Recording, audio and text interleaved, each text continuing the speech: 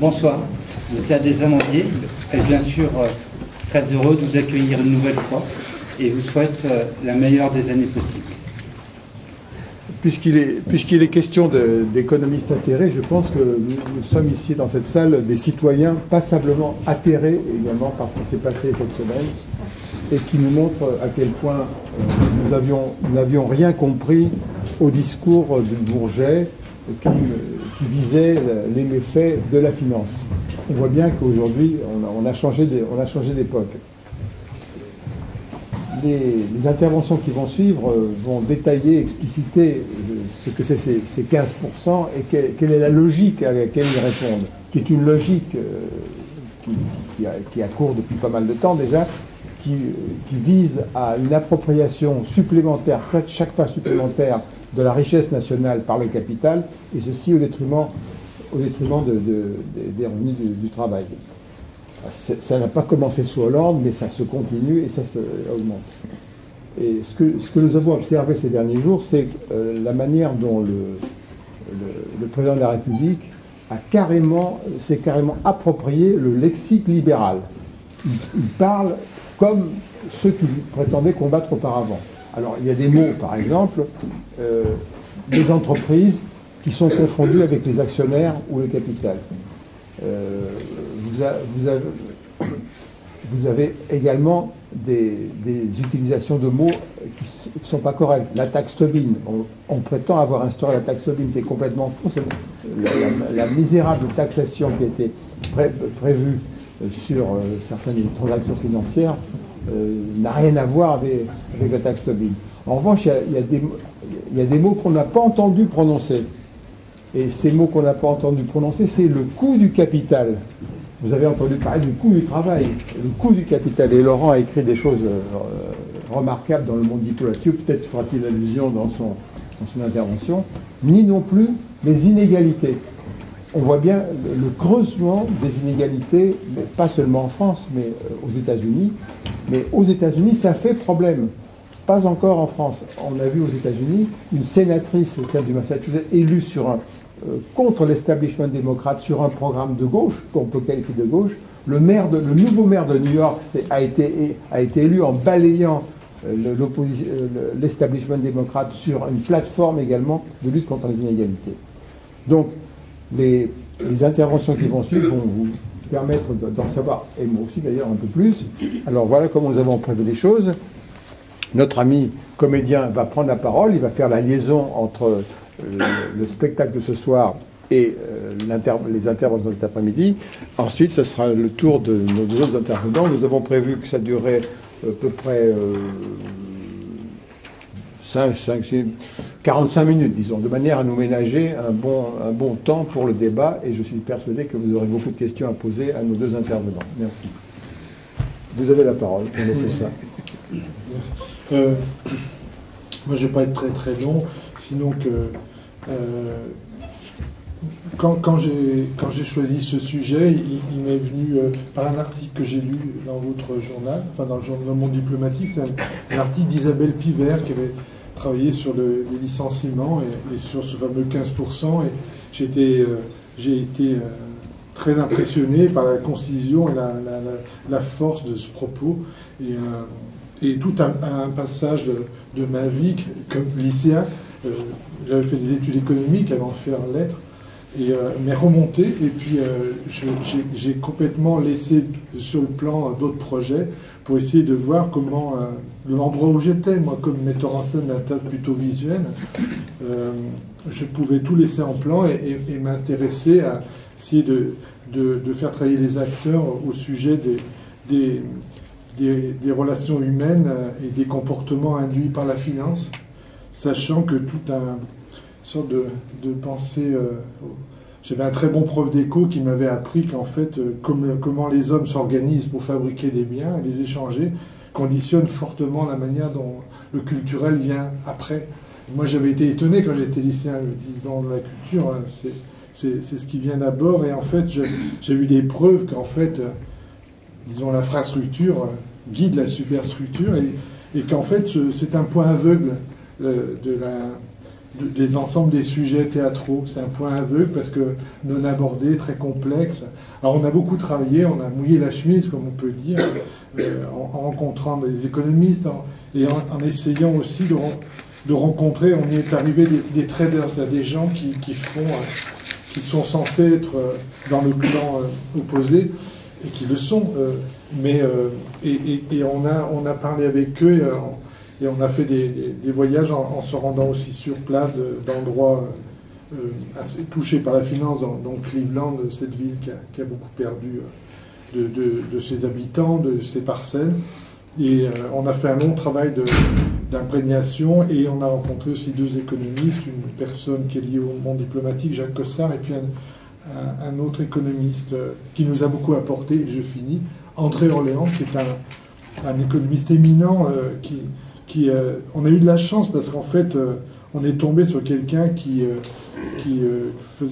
concevait que la science économique faisait partie des sciences humaines, et ce qui l'intéressait, c'est la façon dont les hommes, à un certain moment, inventent une façon de parler ou de s'organiser, de créer de la valeur, de créer des idéologies sur lesquelles les gens se regroupent et puis créer ensuite des modes de vivre. C'était passionnant de travailler avec lui sur la bourse. J'ai beaucoup appris, on avait beaucoup de chance de le rencontrer.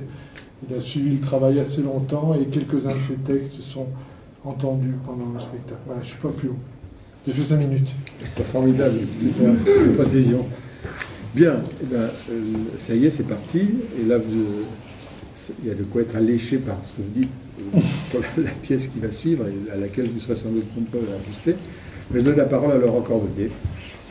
Merci Bruno, merci aussi Bernard, merci au théâtre de cette invitation.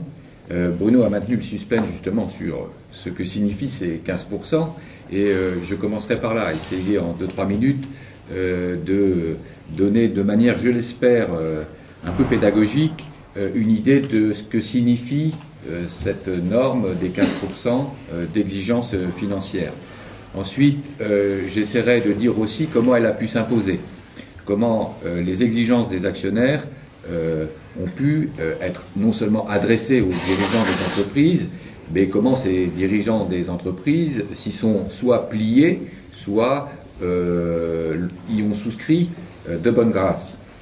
Et dans un troisième temps, mais je ne pourrais pas faire la fresque de manière tout à fait grandiose, j'essaierai de dire comment cette norme des 15% que la finance impose aux entreprises a configuré une période de développement du capitalisme extrêmement pathologique, prédatrice et dépressionnaire.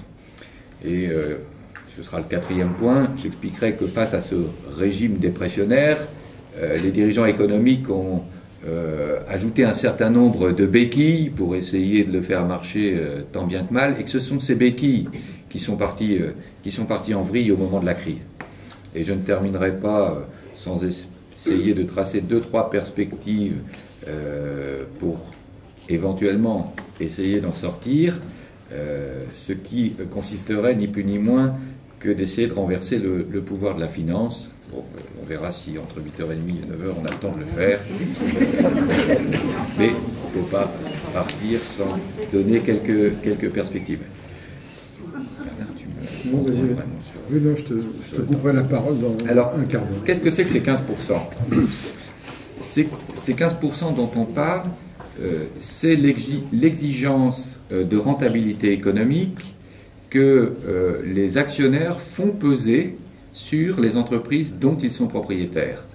Les actionnaires, ce sont les propriétaires des entreprises, et quand ils laissent 1 euro dans une affaire, alors ils laissent 1 euro, qu'est-ce que ça veut dire ? Ça veut dire qu'ils peuvent mettre 7 euros au moment de la création de l'entreprise, ils peuvent mettre 7 euros au moment d'une augmentation de capital de cette entreprise, qui fait appel à l'épargne du public, et ils peuvent aussi laisser 7 euros en renonçant à distribuer tous les bénéfices de l'année et en laissant ces bénéfices mis en réserve pour le développement de l'entreprise. Et bien dès qu'un propriétaire, un associé ou un actionnaire laisse 1 euro dans l'affaire, l'exigence qu'il a aujourd'hui, c'est que dans l'année, pendant laquelle cet euro sera resté dans l'entreprise, ça lui rapporte 15 centimes. Donc, la maxime des 15%, c'est ce que l'on appelle un retour financier pour l'actionnaire, équivalent à 15% par an de rendement. Alors, si vous avez besoin d'une comparaison, je pense que vous avez des éléments de comparaison dans la tête, pour vous qui n'êtes peut-être pas actionnaire, mais peut-être détenteur d'un livret A, quand vous laissez 1 euro sur votre livret A dans l'année, votre rendement n'est pas de 15%, il est de 1,25%, et quand par chance l'inflation n'est que de 1%, ça vous fait 0,25% à la fin de l'année. Pour l'actionnaire qui réclame, lui, du 15%, quand l'inflation est de 1%, il lui en reste 14%. Je n'ai pas fait la multiplication, mais 4 x 14, hein, 4, ça doit faire un rapport de 1 à 56, si vous voulez, dans le rendement. Voilà l'énoncé de cette norme. La question, donc cette norme est en vigueur. Elle existe et les entreprises doivent s'y soumettre. Deuxième question, qu'est-ce qui fait que les dirigeants d'entreprise se soumettent à cette norme? Alors, il y a un certain nombre de raisons pour lesquelles ils s'y soumettent de plus ou moins bonne grâce et qui a montré à la configuration des institutions économiques qui ont été mises en place durant les 30 dernières années. Malheureusement, je ne vais pas avoir le temps de refaire toute l'histoire, mais il faut en dire quelques mots quand même. Essentiellement, ce pouvoir des actionnaires de réclamer ces exigences exorbitantes aux entreprises procède pour une grande part de la montée en puissance de ce qu'on a appelé les investisseurs institutionnels, c'est-à-dire ce sont ces grands fonds qui collectent l'épargne du public et qui placent cette épargne à la place du public, qui n'a pas nécessairement les compétences ni l'envie de gérer cette épargne. Alors il s'agit de quoi? Il s'agit des fonds d'investissement de type SICAV, fonds commun de placement, il s'agit des grands fonds de pension des pays dans lesquels, en particulier, la retraite des salariés est constituée par l'épargne. Et puis, pour un pays comme la France, il s'agit, pour beaucoup, des compagnies d'assurance et qui placent l'argent des contrats d'assurance vie. Ces grands investisseurs institutionnels qui collectent des millions d'épargnes individuelles pour les concentrer ensuite dans la propriété des firmes représentent à peu près 50% de la détention des actions des firmes dans le monde. Donc, ce sont eux, d'une certaine manière, ce sont ces intermédiaires entre le public et les entreprises, ce sont eux les actionnaires d'aujourd'hui. Comment sont-ils en mesure de réclamer ces rendements exorbitants?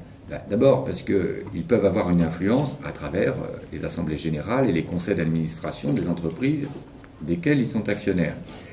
Mais surtout, ils ont du pouvoir parce qu'ils sont en concurrence entre eux pour essayer de collecter, draguer l'épargne du public et donc faire des promesses de rendement énormes aux épargnants et en particulier aux salariés retraités des pays anglo-saxons auxquels ils ont fait des promesses pour financer leur retraite future. Et donc ils sont d'une certaine manière obligés de faire des promesses à leur mandant et de se retourner contre l'entreprise pour exiger que ça crache les rendements escomptés. Et leur grande force, je ne développerai pas plus, peut-être qu'il y aura des questions ensuite, leur grande force à ces actionnaires, finalement, c'est leur propre peur. C'est la peur que l'argent qu'ils ont placé dans les entreprises cotées en bourse, cet argent se déprécie, tantôt s'apprécie, mais leur peur c'est surtout que ça se déprécie au gré des fluctuations du cours de ces titres en bourse. Et donc pour se protéger de ce risque, pour lequel ils ont une certaine aversion, ils réclament de hauts rendements destinés à compenser le fait qu'ils ne savent pas aujourd'hui à quel cours ils pourront peut-être dans 3, 4 ans ou 5 ans récupérer leur argent. Donc la force des marchés financiers, c'est la crainte du risque de fluctuation du cours des actions sur ce marché qui a été organisé précisément pour assurer la possibilité de revendre ces actions à ces fonds d'investissement. Ça, c'est quelque chose d'assez extraordinaire. Si vous voulez, on en parlera un petit peu plus. Ce sont bien les marchés eux-mêmes qui créent le risque de marché, et c'est pour se protéger de ce risque de marché et de la réticence qu'ils ont à subir ce risque que les actionnaires réclament ces rendements exorbitants. Alors, il y a bien sûr les agences de notation, il y a bien sûr ce qu'on peut appeler la discipline de marché, mais pour l'instant, je ne peux pas développer. Cette norme de rendement imposée aux entreprises, troisième point, qu'est-ce qu'elle a produit de plus significatif? Deux choses très significatives. La première chose, c'est que quand on réclame ces rendements à l'entreprise, ça se traduit par des versements de dividendes colossaux aux actionnaires. Et depuis 30 ans, cette norme a considérablement modifié le partage des revenus, puisque dans les années 80, avant les années 80, avant la libéralisation financière, avant la globalisation, avant la montée en puissance de ces fonds de pension, la rémunération des actionnaires représentait à peu près 3% de la richesse produite par les entreprises. Aujourd'hui, c'est 9%. Il faut bien que ça ait été pris à quelqu'un d'autre. Et là, c'est clair, on a fait la poche des salariés.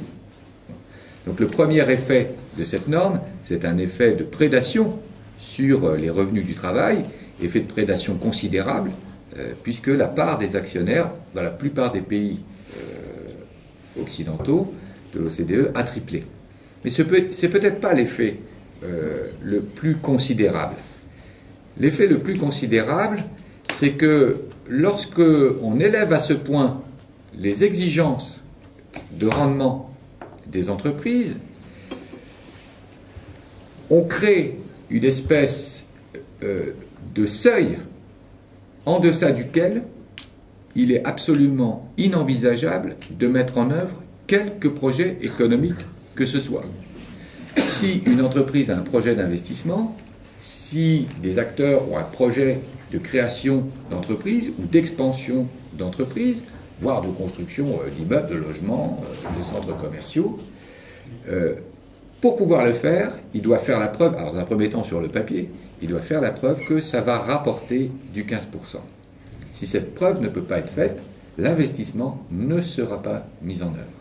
C'est-à-dire qu'avec cette norme, vous avez toute une gamme de projets, ceux qui sont susceptibles de rapporter entre 0 et 15, qui ne seront jamais mis en œuvre. Tout ce qui serait malgré tout rentable et qui pourrait avoir un intérêt économique, social ou écologique, mais qui ne peut pas souscrire à cette promesse de rentabilité exorbitante, n'est tout simplement pas mis en œuvre. Alors évidemment, on n'en parle jamais. Pourquoi? Parce que ce sont des choses qui n'ont jamais existé. Donc il faudrait essayer d'avoir un photographe un petit peu talentueux pour nous faire la photo du cimetière des idées qui n'ont jamais été mises en œuvre et qui ont été rayées de la carte avant même d'exister. Donc cette norme a conféré au capitalisme un modèle de développement extrêmement dépressionnaire qui s'est accompagné d'une montée du chômage, d'une montée des inégalités, d'une montée de la pauvreté, parce que le système productif n'est absolument pas dynamique et n'a absolument pas besoin, dans son fonctionnement régulier, de toute la main-d'œuvre disponible pour travailler. Le système n'a besoin que de la main-d'œuvre qui va être employée sur des projets susceptibles de ramener cette norme. Ce qui explique la brutalité d'un certain nombre d'événements, c'est même pas un certain nombre, c'est le paysage qu'on a sous les yeux tous les jours, c'est que ici ou là, on ferme des établissements, on ferme des entreprises qui pourtant sont rentables. Pas assez. Mais pas assez. Pas assez rentable aux yeux des actionnaires qui pourraient dire oui, d'accord, ça rapporte du 7%, mais non, restituez-nous les profits dont vous n'avez pas besoin pour investir. Si vous n'avez pas de projet de 15%, on ira le mettre dans une autre entreprise. C'est nous qui faisons le choix d'allocation du capital. Mais vous voyez bien que si dans l'autre entreprise, ils réclament au-dessus du 15%, c'est pas cette entreprise-là qui va les employer non plus. Donc on a un régime capitaliste qui fonctionne d'une façon complètement délirante en s'imposant d'emblée par ce seuil d'exigence une rareté extrêmement artificielle et qui s'arrête de travailler. D'une certaine manière, ce n'est pas les travailleurs qui s'arrêtent de travailler, c'est les capitalistes qui s'arrêtent de travailler quand la rentabilité risque de passer en dessous. Combien me reste? 3 minutes. 3 minutes. Donc les conséquences, nous les connaissons. peut-être on pourra tout à l'heure les passer en revue de manière plus exhaustive. Ce qui a été remarquable dans ce régime, c'est que voyant cela, la plupart des dirigeants économiques, des grandes institutions, des ministères, des dirigeants politiques aussi, se sont dit, mais quand même, bon an, mal an, comment essayer de faire en sorte que ce régime capitaliste connaisse tout de même un peu de croissance? Parce que si on a le frein, si les entreprises ont le frein complet mis sur l'investissement, qu'est-ce qui peut alimenter la croissance? Et surtout, si on tire sur les salaires pour essayer d'obtenir cette norme de 15%, qui va consommer? Eh bien, un certain nombre de canaux auxiliaires ont été allumés ou mis en place pour essayer de fournir l'appoint d'une dépense dans l'économie qui ne se faisait plus. Et dans pratiquement tous les pays ont été encouragés l'endettement des ménages. Vos salaires ne manquent plus, c'est rien. Il va y avoir des instituts de crédit qui vont vous prêter de l'argent, vous allez pouvoir dépenser cet argent, et c'est un moteur d'appoint pour un système qui ne manque plus les salaires. Les États aussi ont été d'une certaine manière amenés à s'endetter en procédant à des baisses d'impôts, généralement sur les catégories les plus aisées, pour continuer, comme ils disaient, à alimenter leur pouvoir d'achat. Les dirigeants ont aussi entretenu des bulles immobilières et spéculatives, parce que pendant que les gens lisent dans le journal que la valeur de leurs biens immobiliers augmente ou que la valeur de leurs actions augmente, ils se disent on a moins besoin d'épargner, ce qui est susceptible d'encourager la consommation. Certains États se sont lancés aussi dans des stratégies qu'on peut qualifier de néo-mercantilistes, c'est-à-dire on va chercher ailleurs la demande qu'on n'a plus chez nous, en essayant de se développer par les exportations. Donc vous avez un peu le paysage de la foire d'Empoigne et de la foire commerciale qui s'est développée pendant les 30 dernières années, parce qu'un certain nombre d'institutions ou de comportements ont été encouragés pour consolider un modèle de développement dont le moteur était bloqué par la finance. Alors comment on pourrait s'en sortir? Je ne donne que 2-3 pistes, je ne vais pas les traiter. La première chose à faire, ce serait peut-être d'envisager une fiscalité qui soit favorable à l'investissement et défavorable à la rente financière, et ce n'est pas le chemin que nous sommes en train de prendre. La deuxième chose à faire, c'est de reprendre en main notre politique monétaire pour avoir des taux d'intérêt les plus bas possibles à très long terme, pour favoriser des projets d'entreprise, des projets économiques, mais des projets sociaux, environnementaux, qui ne seraient plus soumis à cette norme des 15%. Et puis la troisième ligne directrice, c'est certainement de modifier les équilibres, si on peut parler d'équilibre, les équilibres du pouvoir dans les entreprises et dans les banques, en sorte que leurs décisions stratégiques ne soient plus soumises uniquement au point de vue de l'actionnaire, mais que d'une certaine manière la société y soit dans ses décisions, la société, c'est-à-dire les salariés des entreprises ou des banques, les clients ou les usagers de ces entreprises ou de ces banques, voire les élus des territoires sur lesquels elles exercent, pour que ces décisions d'investissement qui concernent l'ensemble de la société, et pas seulement le banquier ou le financier, soient davantage socialisées. Voilà un petit peu au pas de charge, peut-être une petite mise en bouche déjà sur le 15%. Il y a une bonne dizaine de questions qu'on peut se poser à partir de ce que tu viens de dire. Peut-être seront-elles posées. Mais il y aura celle aussi de Cédric. Donc je donne la parole à Cédric Durand. Donc je vais essayer d'intervenir de manière à compléter un peu le propos de Laurent, même si, bien évidemment, on parle de la même chose, donc ça se recoupe largement. Peut-être que la question que je voudrais poser, c'est, on a bien compris pourquoi il n'y avait pas d'investissement, parce que c'est 15%, cette norme s'est imposée. La question qu'on peut se poser, c'est, que fait-on de tous ces profits? On fait 15% par an de profit, on hésite beaucoup à investir, donc il y a un problème d'une accumulation de profits. Qu'est-ce qu'on va en faire? Alors, je vais essayer de creuser un peu cette question, en essayant de revenir, de tracer un peu le fil, depuis l'après-guerre à aujourd'hui, en expliquant la rupture qui a eu lieu en 79. Et pourquoi 79? C'est important. 1979, c'est le moment, si vous voulez, vous avez connu ça, les années 60 et 70, c'était des époques de grandes batailles sociales. Il y avait une phase économique de développement extrêmement forte, et ce développement commençait à arriver à une forme d'épuisement. Hein. On avait mécanisé très largement quand on a construit des frigos à la chaîne, quand on a construit des voitures à la chaîne, quand on a construit des bâtiments à la chaîne. Ben là, on a toute une série de gains d'efficacité. Puis une fois que tout le monde a les frigos, tout le monde a les voitures, ben, les gains commençaient à être un petit peu moindres. Donc il y avait nécessité de changer de modèle. Il y a une bataille sociale pour ce changement de modèle. Hein. La bataille sociale, elle s'est jouée autour de l'inflation. Hein, puisque les salariés voulaient voir continuer voir progresser leur salaire au même rythme qu'auparavant. Et les entreprises étaient de moins en moins efficaces. Hein, et elles voyaient leurs profits s'écraser et ça ne leur allait pas du tout.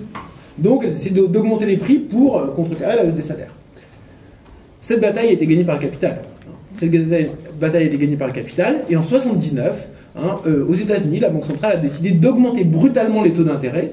Donc les taux d'intérêt, c'est ce que reçoivent ceux qui détiennent de l'épargne, ceux qui détiennent du capital. Et cette hausse brutale des taux d'intérêt est un des éléments clés de l'établissement de cette nouvelle norme de rendement financière. Alors, ensuite, dans les années 80, il y a eu tout ce qu'a décrit Laurent, la libéralisation des marchés financiers qui a permis à cette nouvelle norme de rentabilité financière de se maintenir. Et puis, il y a eu une hausse du chômage de telle sorte que les salariés ont vu leur position s'affaiblir très fortement. Ils n'ont pas été capables, lorsque la croissance est repartie légèrement, d'obtenir des progressions de salaire suffisantes. Ils ont vu leur part dans la richesse produite diminuer. Mais les taux d'intérêt, ils ont commencé à baisser. Aujourd'hui, les taux d'intérêt, ils sont extrêmement faibles. Ils ont baissé régulièrement. Bon, c'est pas tout à fait uniforme, mais ils ont baissé. Et pourtant, la norme de 15% est restée. Qu'est-ce qui s'est passé? Eh bien, on a eu recours à d'autres éléments pour obtenir ces 15%. Le premier élément, c'est le rôle joué par la mondialisation. La mondialisation, c'est, si vous voulez, une gigantesque quantité de richesses qui arrive dans l'économie mondiale. C'est quoi cette richesse? C'est tous les travailleurs qui étaient autrefois dans les pays socialistes, dans les pays qui étaient relativement autocentrés comme l'Inde, ou en Chine, qui rentrent sur le marché mondial et qui produisent beaucoup de richesses. Alors cette richesse, elle est en partie distribuée sous forme de salaire très faible, on le sait. Elle est en partie réinvestie dans ces pays, mais il y en a aussi toute une partie de cette richesse qui remonte dans les pays du Nord par le biais des grandes firmes. Les grandes firmes, qu'est-ce qu'elles font? Elles ne retraduisent pas l'intégralité de cette richesse en termes de cette baisse des prix de leurs coûts, en termes de moindres frais pour les populations. Elles conservent une partie de la marge, et ça, c'est un des canaux qui a permis d'augmenter, de maintenir la rentabilité. Le deuxième canal qui est important, c'est le canal strictement financier. Il faut savoir aujourd'hui que les entreprises non financières investissent considérablement en produits financiers. Elles ont des revenus financiers qui sont considérables. Qu'est-ce que c'est que ces revenus financiers? Évidemment, c'est une partie de l'activité réelle, mais une partie qui n'est pas de l'activité productrice, qui est de la prédation, qui est de la prédation qui se passe en dehors de la production. C'est quoi cette prédation? C'est les frais financiers qui se développent, ce sont les revenus des privatisations bradées, ce sont toute une série de mécanismes qu'on pourrait appeler, qu'on appelle de l'accumulation par dépossession. Si vous voulez, c'est une forme pré-capitaliste d'accaparement de richesse par les plus riches. Il y a également un autre mode. Il y a un mode qui est purement fictif. Lorsqu'on regarde les cours de la bourse, au cours des 3 dernières décennies, les cours de la bourse se sont envolés considérablement. Au bout d'un moment, la propriété, la valeur auquel correspond ce cours de la bourse est censée avoir un rapport avec la quantité de richesse qui est produite. Lorsqu'on a une déconnexion entre ces deux données, qu'est-ce qui se passe? Eh bien, il y a une croyance entretenue dans la capacité à générer à l'avenir autant de profits que promettent les prix des actions au jour donné. Cette part très largement fictive de création de valeur financière, par moment, elle retombe. Lorsqu'elle retombe, c'est la crise. La crise, si vous voulez, c'est un retour du réel. On se rend compte que finalement, lorsqu'il y a une crise financière, on se rend compte que finalement, les titres financiers ne valent pas autant qu'ils valaient. C'est vrai pour les cours des actions, c'est vrai pour les crédits subprime. On se rend compte que les pauvres ménages américains qui sont endettés n'auront pas la capacité de rembourser. Et donc, on a un effondrement des cours. Et là, il se joue quelque chose d'absolument considérable et qui est souvent pas très bien compris, pas très clair. Qu'est-ce qui s'est passé depuis la crise?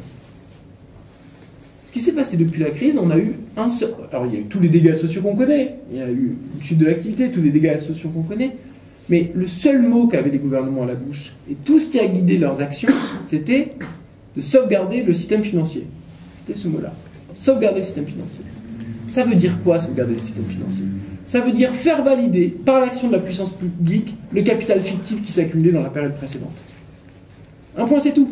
C'est permettre au cours des actions de remonter, au cours des titres de remonter, de manière à ce que la prétention à accaparer de la richesse à laquelle correspondent ces titres soit validée par l'action des gouvernements et du public.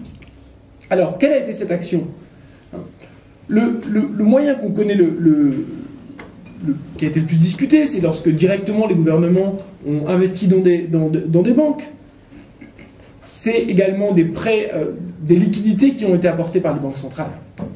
C'est également la baisse des taux d'intérêt qui a d'abord profité aux banques. Et là, je voudrais juste évoquer un chiffre qui me semble marquant. On pourrait en évoquer beaucoup, hein, mais un chiffre récent, c'est l'intervention par la Banque Centrale Européenne pour stabiliser la zone euro était en fait une intervention pour stabiliser le système financier. Et au mois de décembre 2012 et janvier 2013, elle a dépensé 1000 milliards d'euros, 10% de la richesse produite en un an dans toute l'Union européenne, pour des prêts à 3 ans aux banques, à des taux d'intérêt extrêmement faibles, de l'ordre de 1%. Ben là, qu'est-ce qui se passe à ce moment-là? On donne de l'argent gratuitement au système financier. On lui permet de valider ses comptes. Alors, il y a eu des effets majeurs de cette action publique sur la finance, pour sauvegarder la finance. Alors, on n'a pas encore les chiffres sur les inégalités aux États-Unis, mais Bernard a fait référence tout à en Europe. On les a aux États-Unis, on les a pas en Europe. J'allais évoquer sur en Europe. Hein. Alors, aux États-Unis, donc entre 2010 et 2012, aux États-Unis, le petit regain de croissance qu'il y a eu a été accaparé à 95% par les 1% les plus riches, qui ont vu leur revenu augmenter annuellement sur ces 3 ans de 30%. De 30%. Dans le même temps, les 99% restants de la population ont vu leur revenu augmenter de 0,4%. Donc stagné. Ça veut dire quoi? Ça veut dire que l'action de la Fed, des pouvoirs publics, pour permettre de restaurer la finance, a d'abord profité à ceux qui détiennent de la richesse financière. Et évidemment, ce sont les plus riches. Certes, on a une partie qui sont dans les fonds de pension qui est importante, mais proportionnellement, la détention du capital financier est extrêmement concentrée. Bon. Alors, je voudrais finir par un élément diagnostique extrêmement général et puis peut-être quelques propositions. L'élément de diagnostic extrêmement général, c'est qu'il est bizarre, ce capitalisme. Il est tellement bizarre qu'on peut se demander si c'est vraiment du capitalisme. Pourquoi? Parce que dans du capitalisme, normalement, qu'est-ce qu'on fait? On fait des profits, et puis on investit. Si on peut avoir des revenus importants en investissement, le capitaliste, il va investir pour avoir encore plus de profits à la période d'après. C'est ça le moteur du capitalisme, le moteur historique du capitalisme.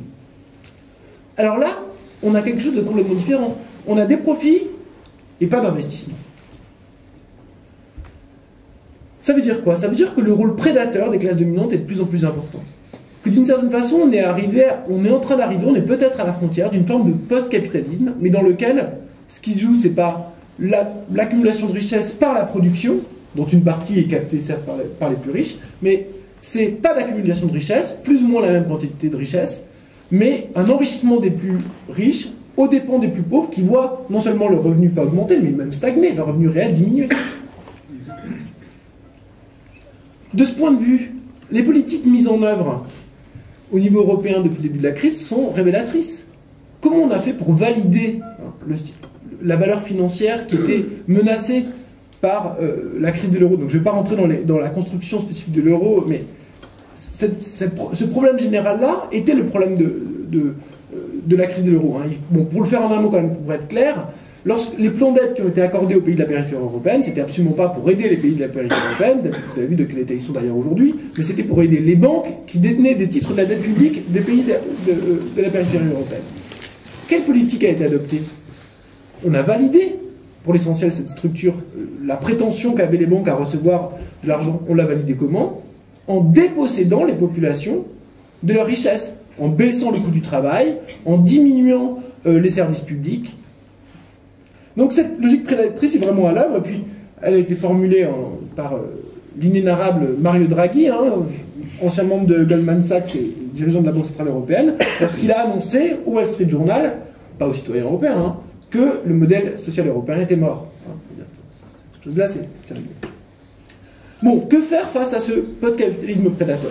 Évidemment, l'élément clé aujourd'hui, hein, c'est le pouvoir du capital concentré dans la finance. Parce que ce qu'a expliqué Laurent de manière extrêmement claire, c'est effectivement que la puissance, c'est un moyen, la finance, c'est un moyen d'unifier le pouvoir du capital. Les marchés financiers permettent d'avoir une exigence commune pour tout le monde qu'on applique partout, et on sélectionne et on tape partout. Donc ce pouvoir extrêmement concentré, évidemment, c'est à celui-ci qu'il faut s'attaquer d'abord et avant tout. Le levier clé, c'est couper la dépendance qu'ont aujourd'hui les gouvernements vis-à-vis des marchés financiers. Bon, je conclus sur cette idée. Donc il faut annuler la dette, non pas tant parce que la dette publique serait directement un transfert de richesse qu'elle est, mais c'est parce que c'est surtout un outil de soumission de la volonté politique à la souveraineté des marchés financiers. C'est la première chose à faire. Mais ça, ne nous faisons pas d'illusions. S'attaquer à cette question-là, c'est quelque chose qui est mortel pour la finance. Donc aussitôt après, il faut socialiser l'ensemble des institutions financières, les rendre publiques, les rendre collectifs. Il n'y a aucune raison, elles n'apportent pas de services qui justifient leur caractère privé, parce que lorsqu'elles ne sont plus capables d'assurer ces services, elles sont sauvées par l'État. Donc il n'y a pas de raison de faire du profit avec ces activités-là. Il y a même de nombreux libéraux qui disent ça. Donc il faut socialiser la finance. Et troisième chose, qu'est-ce qu'il faut faire, hein, puisqu'on a besoin aujourd'hui de répondre à l'urgence sociale et à l'urgence écologique, il faut mobiliser l'immense richesse qui correspond à l'ensemble de la population qui est en capacité de travailler aujourd'hui. Il faut en finir avec le chômage, c'est l'urgence. Hein. Et l'État doit se porter garant de l'emploi en dernier ressort. Il doit garantir un emploi à tout le monde et mobiliser l'emploi pour satisfaire les besoins sociaux et la transition écologique. Alors mon dernier mot sera pour dire que, évidemment, ces choses-là sont à la fois très accessibles, on peut les décrire, on sait comment ça peut fonctionner, et à la fois très compliqué à obtenir, hein, puisque ça implique ni plus ni moins de changer de cadre international de forme d'insertion dans l'économie. Deux points clés là-dessus, hein. Il faut d'abord empêcher les capitaux de circuler librement, ça il faut rétablir le contrôle sur la circulation des capitaux, mais d'autre part, il faut également rompre avec le libre-échange, hein, qui permet aux entreprises de laisser les règles du marché aux dépens de la volonté que l'on peut exprimer démocratiquement et des droits sociaux. Et ça implique en particulier de rompre avec l'Europe telle qu'elle s'est construite. Il faut démanteler l'Europe libérale, parce qu'aujourd'hui c'est un carcan qui interdit toute politique alternative. Je vous remercie. Merci. Bien, ben là on a un programme d'action qui est assez conséquent. Donc on va peut-être en débattre. Maintenant la parole est à vous, à ceux qui veulent la prendre. Donc, comme il n'y a pas de micro, il n'y a pas de micro baladeur non plus. Qui demande la parole, si tant est que je puisse voir dans la salle avec le projet. C'est une idée développée par Ayman Minsky. Donc Ayman Minsky, c'est un économiste post-keynésien, et qui disait la chose suivante. Alors elle est très intéressante parce que c'est une idée qui est à la fois très juste socialement et qui est écologique. Il dit la chose suivante. L'État doit se porter garant de l'emploi, c'est-à-dire offrir à tout le monde un emploi en fonction des compétences que la personne a à offrir. Aujourd'hui, on a des sociétés où tout le monde est formé, tout le monde a des compétences, tout le monde a des savoir-faire. Donc il suffit de donner un revenu qui corresponde à ces compétences, plutôt que de les laisser stériles. Parmi vous, je pense qu'il y a quelques retraités. Je suis persuadé que les retraités que vous êtes contribuent à la richesse collective. Je suis persuadé que vous participez à un certain nombre d'associations, que vous vous occupez de vos petits-enfants. Tout ça, c'est de la richesse.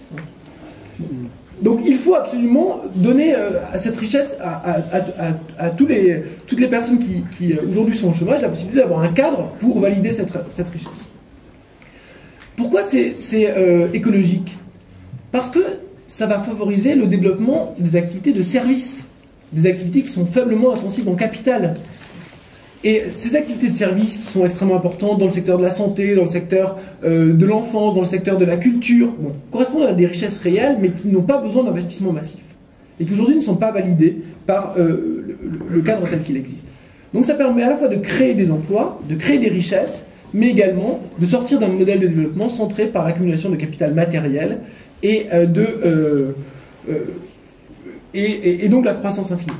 Alors, bon, il faudrait peut-être détailler, mais... Est-ce que c'est une garantie du revenu ou une garantie de l'emploi? C'est une garantie de l'emploi. C'est-à-dire que chaque personne arrive et vient demander enfin, il y a des emplois qui sont proposés qui correspondent aux compétences. Hein. Chacun n'est pas laissé avec son revenu à trouver lui-même ses activités, mais on construit des cadres collectifs pour avoir des compétences. Attendez, je finis juste avec cette idée qui peut sembler peut-être un peu radicale, un peu utopique. Bon, il ne faut pas oublier que ça existait. Hein. C'était peut-être des systèmes un peu étranges vu d'aujourd'hui, mais en Union soviétique, il y avait de l'emploi pour tout le monde. Hein. On garantissait l'emploi. De fait, dans les années 30 aux États-Unis, à partir du plan Roosevelt et en partie en Europe dans l'après-guerre, il y avait une garantie implicite de l'emploi en dernier ressort. Souvenez-vous, dans les services municipaux par exemple, hein, il y a nombre de personnes qui étaient en relative difficulté sociale trouvaient des emplois dans ces cadres-là. Aujourd'hui, il n'y a aucune chance de validation sur le marché. Donc il y avait dans une série de cadres cette garantie implicite de l'emploi en dernier ressort qui a été complètement abandonnée aujourd'hui. Alors cette idée, elle peut sembler radicale, mais elle n'est vraiment pas tant que ça. Hein. D'abord, ça coûte rien. C'est-à-dire que le calcul, si on remplace aujourd'hui le coût du chômage et le coût du traitement social du chômage par une politique d'emploi en dernier ressort, on arrive à peu près à un coût équivalent. C'est pas moi qui l'ai calculé, je pense que personne ne le trouvera, c'est Jacques Attali, dans une étude publiée en 2006 par la Fondation Jean Jaurès. Voilà. On n'a pas entendu beaucoup parler, c'est pourtant un think tank du PS, mais l'idée est passée à la trappe. Alors il avait repiqué l'idée à Minsky, mais il a fait une petite étude, enfin c'est pas lui qui l'a faite, mais il a signé une petite étude qui validait cette idée-là. Bon, pourquoi ça n'a pas lieu? Pourquoi ça n'a pas lieu? Eh bien évidemment parce que ça change tout pour les salariés. Hein. Dès lors qu'il n'y a plus de chômage, les règles du jeu social n'ont plus rien à voir. Hein. Bon, et ça impose un changement de cadre auquel le capital n'a absolument pas intérêt. Il faut qu'on retrouve cette étude de Jacques Attali, mais il faut se méfier parce qu'il a une réputation de faussaire aussi, puisqu'il a été condamné pour plagiat. Alors... Non, mais il a plagié à quelqu'un, c'est pas lui qui l'a écrit. Mais bon, tu veux dire quelque chose là-dessus, Laurent? Sur ce sujet-là? Oui, ça me fait penser un petit peu aux fameux ateliers nationaux pendant 1848, qui finalement n'ont pas marché. Ça a marché, on les a détruits. Alors, il faudrait revenir sur le contexte particulier des ateliers nationaux de 1848, mais je pense qu'aujourd'hui on a les compétences pour organiser l'emploi pour tout le monde. Je pense qu'aujourd'hui, si on crée des bureaux d'embauche et on proposait des postes dans les crèches, dans les hôpitaux, si on proposait des postes pour l'aménagement urbain, si on mettait en place une planification de la rénovation énergétique, on sait qu'il y a des besoins considérables qui en plus à terme permettent de faire des économies, si on emploie des personnes là-dessus, on peut l'organiser. Il n'y a pas de raison matérielle qui empêche de le faire. Oh, c'est l'État. Alors, je parle de financement public de l'État en dernier ressort, c'est-à-dire que de l'emploi en dernier ressort, c'est-à-dire que la mise en œuvre concrète n'est pas nécessairement du ressort de l'État. On peut imaginer des mises en œuvre par projet, en s'appuyant sur le tiers secteur, sur les collectivités locales, pourquoi pas, bon, ça c'est des choses qui sont inventées. Mais la chose qui est importante, c'est qu'en dernier ressort, hein, tout le monde, en face de chaque personne, il y a un revenu qui soit proposé en contrepartie d'une activité. C'est pas non plus une obligation de travailler. Hein. Ceux qui ne veulent pas travailler, les minima sociaux tels qu'ils existent, peuvent subsister, c'est autre chose. Mais évidemment, très peu de gens vont le conserver, puisque tout le monde a envie de contribuer à la richesse collective. Tout le monde a envie de trouver sa place dans la société.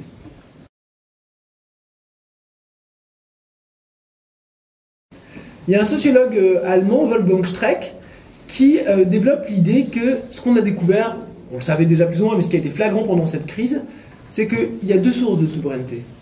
Les gouvernements, la souveraineté, c'est quoi? C'est qui décide, hein, qui en dernier ressort soutient légitime le politique. Il y en a deux. Il y a la souveraineté des peuples et la souveraineté des marchés.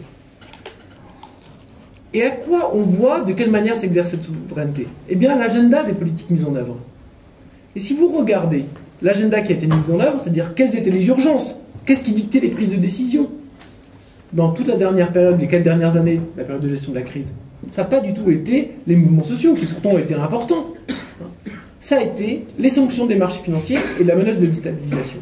Et de cette façon-là, hein, la crise de la dette publique européenne, c'est si vous voulez, une exigence de reconnaissance de son pouvoir de la finance. C'est vraiment une manifestation de ce type-là. Et de manière concrète, symptomatique, là, le film sur les 1 an de pouvoir de Hollande, il montre bien ça. Hein. Hollande, plusieurs fois, on le voit dans le film, se féliciter de la bonne réaction des marchés.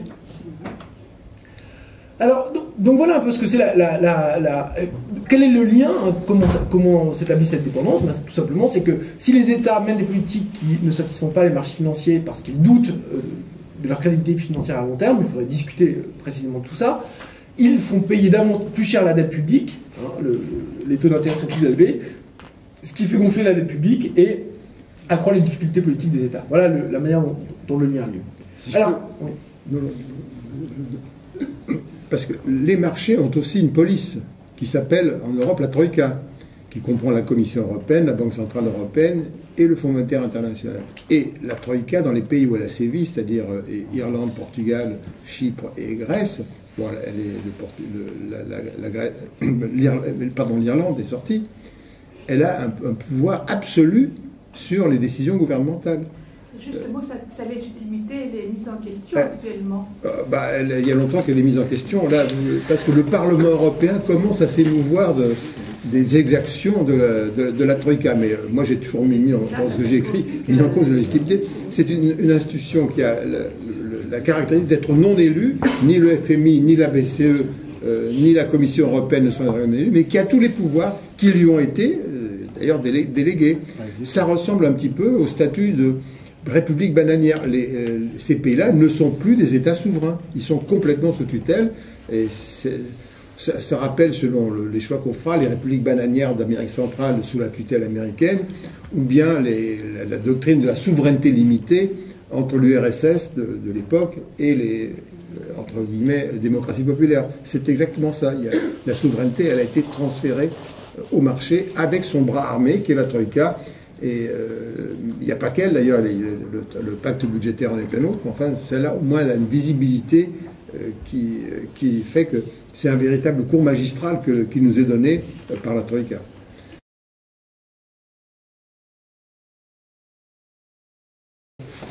C'est parfois ça qui rend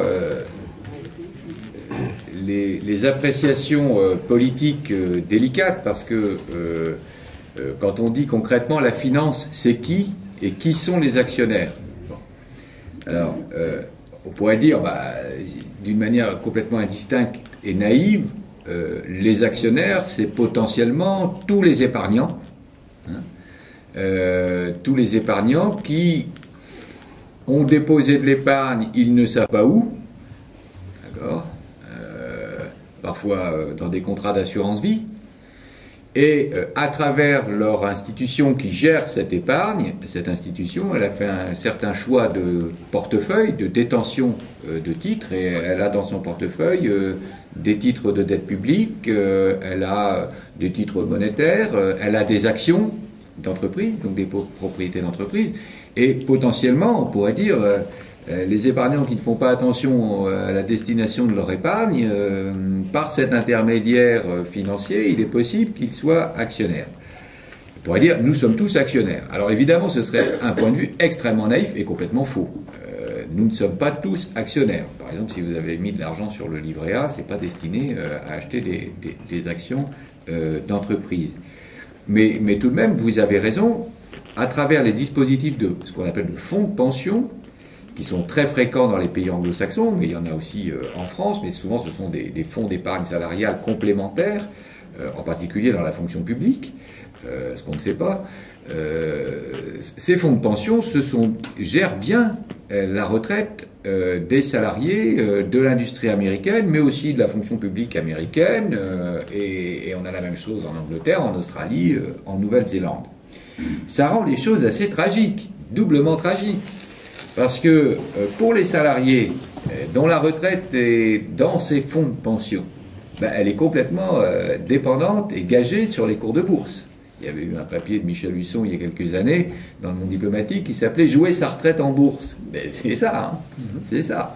Les salariés de Boeing ont leur retraite suspendue au bon cours de bourse et à la bonne rentabilité des entreprises mondiales. Première difficulté pour eux quand même. La deuxième difficulté, c'est que ces fonds, d'une certaine manière, mangent leurs propres enfants.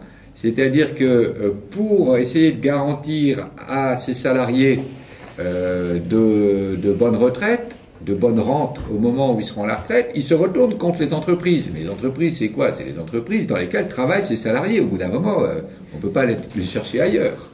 Donc, les salariés placent leur retraite en bourse, et une fois qu'ils ont fait ça, les fonds d'investissement leur disent, entre guillemets, et en plus il faut que vos entreprises crachent du profit pour que vos retraites soient correctement payées. D'où cette norme extrêmement sauvage et tragique des 15% qui se retournent 2 fois contre les salariés. Alors, donc ça existe à travers les fonds de pension, mais il n'y a pas que l'argent des salariés. Il y a l'argent de tous les hedge funds, de tous les fonds d'épargne mutuelle, ce qu'on appelle les compagnies d'assurance. Et quand même, pour une grande part, ceux qui ont une véritable capacité d'épargne et ceux qui peuvent escompter, tirer des revenus significatifs de leur épargne, moi, je parle sous ton contrôle, mais si j'ai en tête les chiffres de Piketty, ça concerne 3% de la population française, par exemple. C'est d'ailleurs les 3% pour lesquels le total du taux d'imposition était régressif, payer moins d'impôts en moyenne que les autres. Donc les véritables actionnaires qui ont les moyens de vivre de leurs revenus financiers, c'est une extrême minorité de la population.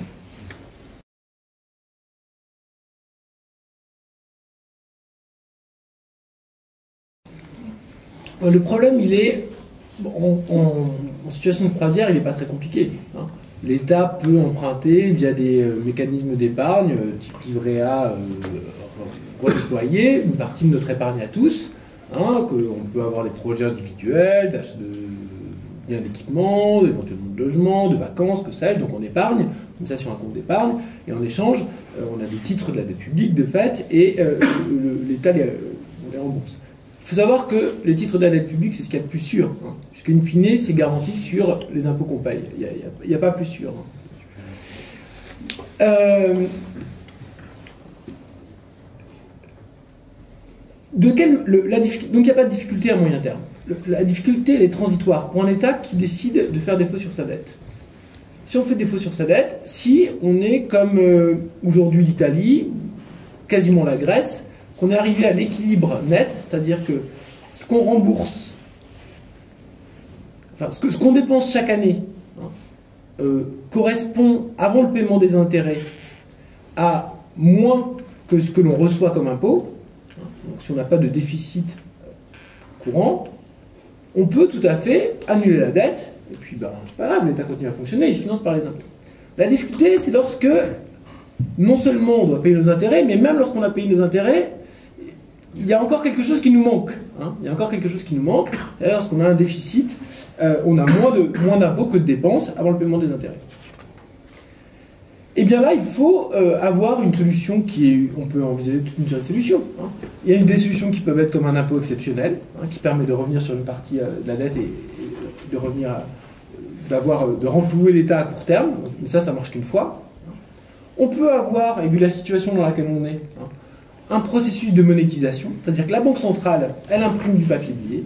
Alors on peut faire ça une fois, on ne peut pas faire ça éternellement. Au moment, ça peut avoir des pressions inflationnistes. Mais le contexte dans lequel on est tellement loin de ça. Il paraît que c'est un système. Alors, vous avez raison, c'est en partie quelque chose qui joue un rôle important aux États-Unis, mais l'objectif aux États-Unis, c'est pas tant de renflouer l'État directement que de favoriser la hausse des cours boursiers. Donc voilà, en gros, pour faire, on ferait peut-être développer davantage, mais de manière très simple, les deux choses les plus simples, c'est un impôt one-shot qui permet de rétablir les finances publiques, ou alors de la monétisation de la dette, qui dans un contexte de dépression, par ailleurs, favoriserait l'emploi et un petit redémarrage de l'activité.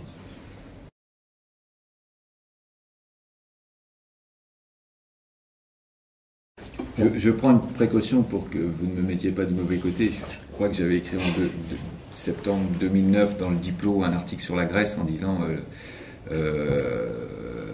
il faudrait vraiment que la Grèce fasse défaut, quoi, et de manière très significative.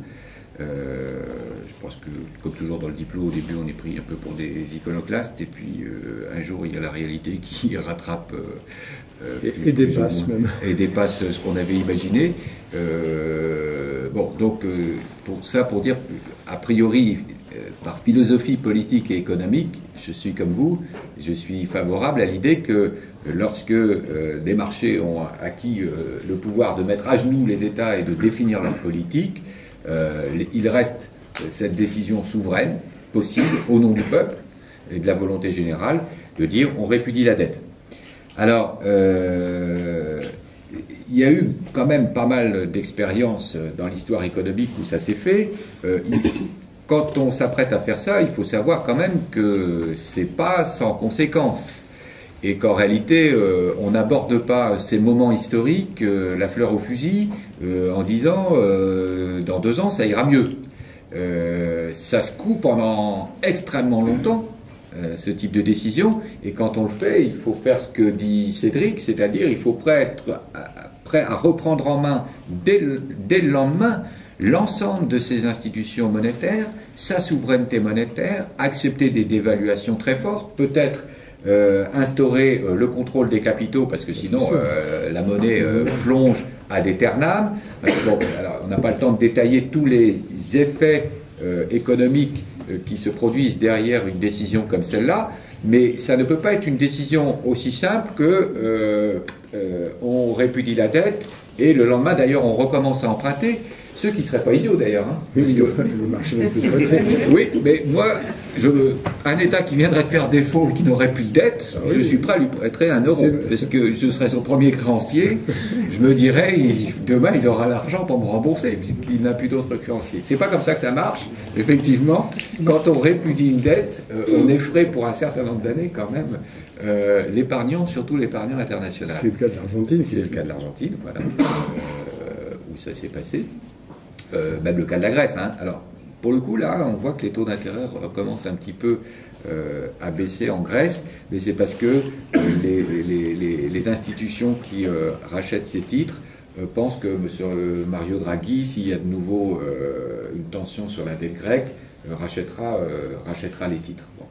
Mais donc, pour ne pas perdre le fil du propos, je crois que quand on fait ce genre de proposition, il faut vraiment être prêt à rentrer dans une zone de turbulence extrêmement forte qui peut provoquer quand même crise et récession, et avoir un programme politique et être suivi par ses citoyens bien au-delà que simplement la petite annonce « je répudie la dette ». Grosso modo, ça nécessite des transformations qui sont pas loin d'être en rupture avec le capitalisme et l'économie d'entreprises privées. Enfin, à tout le moins, ça veut dire reprendre complètement en main le système financier. Bon, on a déjà vu des systèmes financiers très régulés sans que ce soit le socialisme soviétique, hein, mais ça veut dire faire des réformes sans doute plus profondes que le détricotage qui a été fait depuis les années 80. Et ça donne une indication du pouvoir de la finance. D'où vient son pouvoir? Son pouvoir, c'est aussi un pouvoir de nuisance considérable. C'est-à-dire que c'est pas simplement que les gouvernements font la politique du capital parce qu'ils sont du côté du capital. Évidemment, il y en a qui sont du côté du capital, bien sûr. Mais tout le spectre politique existe, et parmi ceux qui font la politique des banques et ceux qui font la politique des marchés financiers, il y a d'authentiques sociodémocrates bons pères de famille, dont je pourrais faire partie, qui se disent « aïe aïe aïe, si parvenu à ce point, nous avons une nouvelle catastrophe financière, eh ben, il faut que M. Mario Draghi rachète les titres des dettes publiques et fasse monter les cours de ces dettes, donc d'une certaine manière fasse la politique du capital. » C'est ça la force des marchés financiers, c'est que leur puissance en cas de crise et de catastrophe est capable de nous infliger, à nous tous, des dégâts aussi considérables que, disons, des hommes de bonne volonté, sans être les chiens de garde du capital, font des politiques dominées par la peur, qui vont dans le sens des intérêts du capitalisme. Et donc, prôner des ruptures assez radicales avec ça, c'est quand même se demander où sont les divisions, quoi, hein, et où sont les forces sociales, et est-on prêt à assumer ces choix politiques.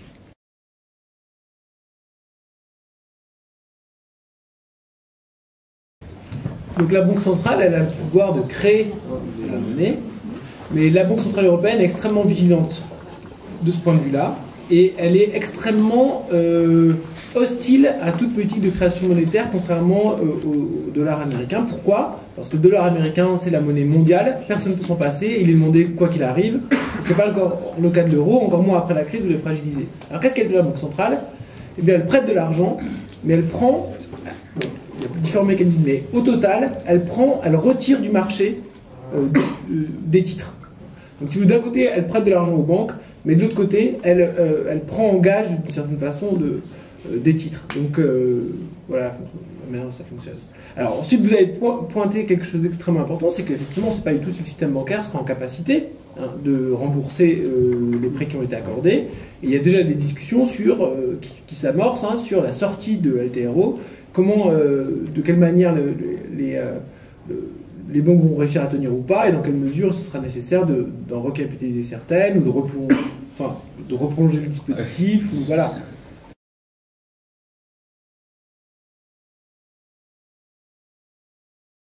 Moi, je connais les grandes lignes de l'Islande, mais le point clé pour l'Islande, c'est que la faillite de l'Islande était d'abord liée au fait que son système financier privé était complètement hypertrophié par rapport à la taille du pays. L'Islande, c'est 300 000 habitants, quelque chose comme ça, et il y avait des banques internationales qui prêtaient massivement, notamment Ice Bank, aux consommateurs en Angleterre, en Irlande, etc., aux Pays-Bas. Et lorsque la crise financière a éclaté, ces banques se sont effondrées, évidemment la petite Islande est absolument incapable de rembourser tout ce que ces banques avaient prêté avaient emprunté avec comme dépôt des consommateurs en Grande-Bretagne, aux États-Unis, etc. Et du coup, ce sont les banques d'Angleterre, la Banque d'Angleterre et puis les autorités nationales des autres pays qui ont pris en charge le sauvetage. Mais l'Islande, évidemment, s'est retrouvée bien dans la panade. Et par 3 fois, par référendum, la population a refusé de rembourser sa dette. Et finalement a arrivé à un accord avec le FMI, a pu dévaluer sa monnaie de manière importante, donc la population s'est fortement appauvrie, mais voilà, ça a permis à l'économie de repartir. Bon, c'était assez difficile au début, il y a eu un peu un repli sur les fondamentaux, le tourisme, surtout la pêche, un peu les ressources naturelles, mais donc il y a eu, voilà. Mais ce qui est intéressant, c'est que 3 fois il y a eu des accords, 3 fois des accords qui ont été refusés par la population, et in fine aussi parce que l'Islande est un très petit pays. Donc les conséquences d'un défaut de l'Islande sur le système financier international, pour de vrai, le FMI, bon, sur le principe, ils ne sont pas contents, mais ça n'a pas de conséquences. Et puis concrètement, les dégâts sont à l'extérieur de l'Islande, pour une part, parce que c'est quand même les prêteurs britanniques et néerlandais qui sont floués, entre guillemets. Je ne me mets pas en sympathie. C'est comme les emprunts russes. Voilà, c'est un peu les emprunts russes. Donc les dégâts sont à l'extérieur. Mais si les banques françaises font défaut, ça tombe quand même pour une part sur nos pieds. Bon, alors là, il y a 2 niveaux de réponse. En tant que citoyen, ayant un certain nombre de convictions, j'ai pas énormément d'épargne, je vous le dis. Les salaires sont bloqués dans la fonction publique depuis 4 ans. Mais voilà, j'ai de la sympathie pour l'épargne solidaire. Aujourd'hui, ça ne représente toujours pas grand-chose. Je crois que c'est à peine 1%. Là, je ne voudrais pas dire de bêtises, il faudrait vérifier, mais je crois que c'est 1% des encours de financement des entreprises qui passent par des dispositifs d'épargne solidaire. Bien entendu, ça me paraît des démarches tout à fait intéressantes. Mais c'est l'ensemble du système bancaire qu'il faudrait faire fonctionner comme ça.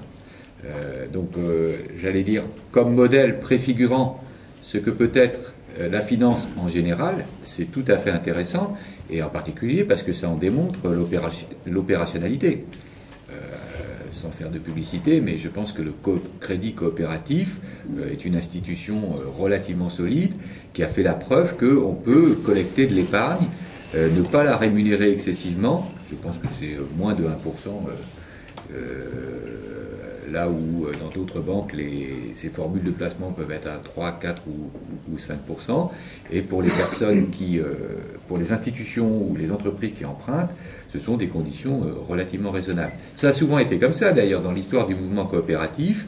Eh bien, le mouvement social ou coopératif invente des institutions qui répondent à des besoins qui n'étaient pas couverts par le capitalisme, par les grandes entreprises, pour des raisons qui sont parfois difficiles à saisir réellement. Pourquoi le capitalisme laissait en plan tel ou tel type de service ou de réponse aux besoins.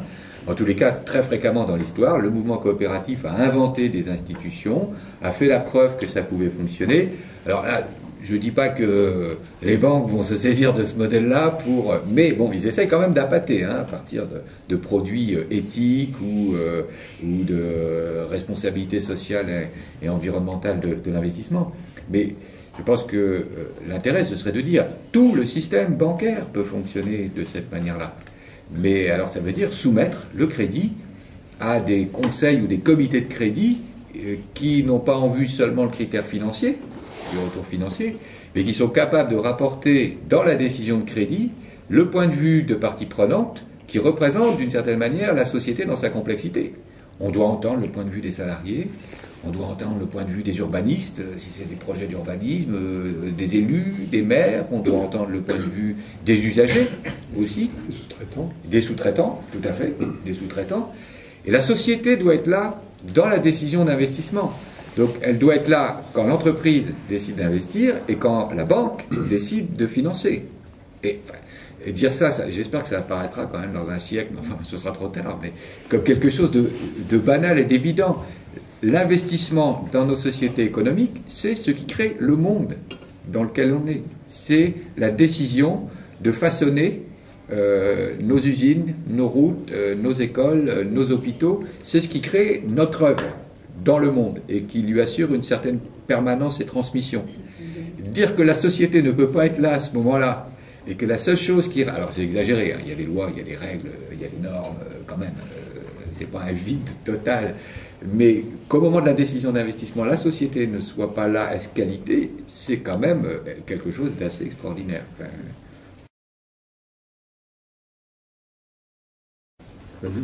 oui, bon, les paradis fiscaux, la plupart du temps, ce sont des micro-États.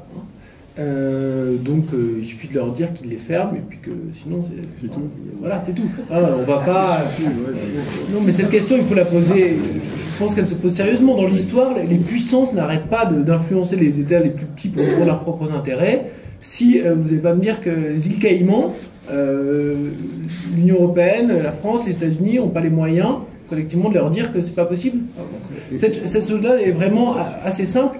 Zuckman, qui est un des co-auteurs de Piketty, propose de sortir le Luxembourg de l'Union européenne. Donc ça va m'amener sur la transition sur la deuxième question, mais c'est qu'effectivement, le Luxembourg pratique ce qui est très largement un paradis fiscal.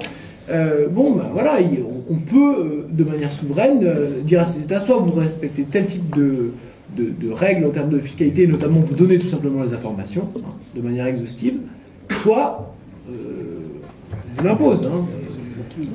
Mais vraiment, c'est extrêmement simple. Ça existe déjà, puisque je lisais dans le journal que le ministère des Finances a mis à jour une liste de pays avec lesquels les transactions sont surveillées. Et il menace de couper les transactions, les entrées ou les sorties entre, mettons, la France et les îles Caïmans, pour ne prendre lesquelles. C'est techniquement, ça ne pose aucun problème, sauf que toutes les banques françaises sont aussi dans les paradis fiscaux et fortement exposées. En fait, c'est l'euro et la question et la question suivante, les deux sont assez liés. Bon, l'euro, en peu de temps, qu'est-ce qu'on peut dire? Première chose, c'est que ce qui a été promis n'a pas eu lieu. L'euro n'a pas amené les gains économiques qui étaient escomptés. Par ailleurs, la théorie le savait déjà. La théorie, y compris la théorie dominante, savait très bien que la zone euro telle qu'elle allait fonctionner n'était pas une zone qui permettait de bénéficier de convergence en termes de monnaie unique. Parce que les pays sont extrêmement différents, et en particulier à des niveaux de développement extrêmement différents. Mais qu'est-ce que ça a produit, l'euro? Ça a produit pire. Ça a produit une polarisation accrue avec, pour faire simple, une concentration de la puissance productive au nord, basée sur une grande défaite des salariés, en particulier en Allemagne, et au sud, pendant une dizaine d'années, une relative amélioration des conditions sociales, mais sur fond de financiarisation et de destruction de l'appareil productif. Donc c'est ça un peu le résultat. Alors, que faire de l'euro? Il y a deux solutions qui sont débattues. Soit un saut en avant dans la construction européenne, et là on pourrait imaginer, il y a toute une série de scénarios pour un bon euro, ce que moi j'appelle l'euro-keynésianisme, où notamment on peut envisager un système de protection, de réforme du système d'indemnisation chômage à l'échelle européenne, des plans d'investissement pour la transition logique à l'échelle européenne, etc. Soit sortir de l'euro. Moi, de cœur, je serais plutôt pour la première possibilité, de raison, je suis résolument pour la deuxième. De cœur, évidemment, puisque je suis très attaché à l'idée du post-national, et donc je suis favorable à une intégration qui soit la plus large possible, qui permette de dépasser les frontières nationales. De raison, je constate que l'échelon européen n'est pas neutre du point de vue des rapports de force entre les classes sociales. Le déplacement, la montée en puissance de l'échelon européen s'est accompagné, et s'accompagne depuis la crise avec son accélération, avec une influence des populations générales, du salariat en général, nulle. Aujourd'hui, c'est une influence qui est absolument nulle. Ça ne pèse sur aucune décision. Ça ne pèse sur aucune décision. Et de ce point de vue-là, je ne vois pas du tout de quelle façon on peut espérer aller en avant vers une Europe sociale qui soit progressiste. Il y avait un livre qui était paru il y a quelque temps qui s'appelait « L'Europe sociale n'aura pas lieu ». Bon, et donc, elle n'a pas lieu, y compris pour des raisons historiques sur lesquelles on pourra revenir. Donc, pour finir, moi je pense qu'effectivement, la sortie de l'euro est une condition nécessaire pour la mise en place d'une politique sociale qui soit progressiste, un peu tel que je l'ai décrit tout à l'heure. Ça suppose un affrontement avec un projet qui est néolibéral et se redonner des marges de manœuvre. C'est pas une fin en soi. Bien, hélas, on va devoir s'arrêter là. Puisqu'il y a un spectacle dans 1 heure, donc il faut que la salle soit prête. Merci à tous. Bien, merci. À tous. Merci.